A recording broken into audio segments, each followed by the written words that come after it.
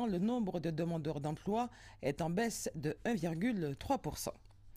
L'Église catholique a lancé aujourd'hui une campagne de communication nationale sur les legs. Si la possibilité de léguer à l'Église n'est certes pas nouvelle, comme en témoignent les inscriptions dans les lieux de culte, il est apparu important de rappeler aux catholiques que l'Église a besoin de leur contribution.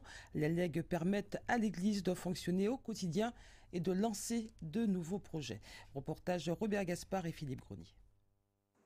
Jean-Pierre Adélaïde et Télème Gédéon en pleine discussion au centre pastoral Siméon Wally des Abîmes, deux laïcs au service de l'Église. L'un est économe, l'autre vient d'être nommé par le diocèse de Guadeloupe comme délégué au legs. En effet, la conférence des évêques de France veut relancer cette pratique ancestrale. Le legs, une disposition prévue par le législateur. Il permet à un fidèle de son vivant de transmettre ses biens ou une partie de ses biens à l'Église. Vous avez la possibilité de dire que dans mon patrimoine, je cède à l'Église telle et telle chose, ou je cède tant % de mon patrimoine.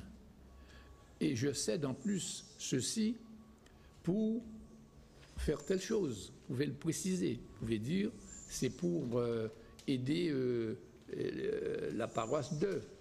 C'est pour, par exemple, faciliter la création d'une maison de retraite pour les prêtres. Vous pouvez donc préciser l'objet.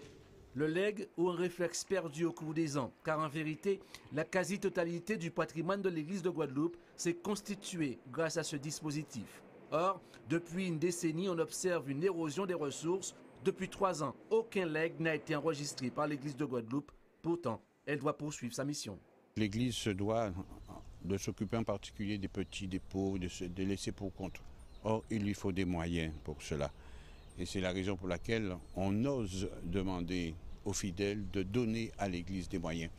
Et ces moyens d'aujourd'hui nous permettent de construire l'Église de demain. Donc le legs, c'est déjà une espérance.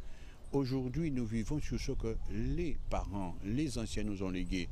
Il faut penser aussi à l'avenir, à construire l'avenir, à penser à d'autres. Donc le legs, c'est une façon déjà de bâtir demain.